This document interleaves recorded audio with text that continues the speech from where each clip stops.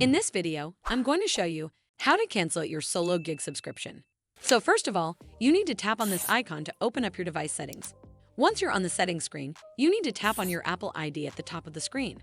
From here, you're simply going to choose the subscriptions option and then give it a moment to load. Over here, you'll then get a list of all of your active subscriptions, and underneath that are your expired ones as well. And you'll also see dates for when that next payment is due to be taken from your account. Next, tap on Solo Gig under Active Subscriptions section. And then in here, you'll have the option to cancel subscription at the bottom of the screen. Simply tap on it, and a pop-up will come up that reads Confirm Cancellation. Then hit Confirm, and you'll not be charged anymore. And the great thing is, you can carry on using the app until the subscription date was originally due.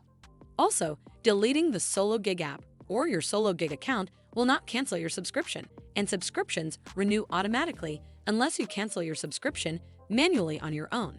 Well, that's all for this video. I hope you found this video helpful. And if you did, make sure you give it a thumbs up to see more videos like this, and don't forget to hit that subscribe button. We'll see you in the next one.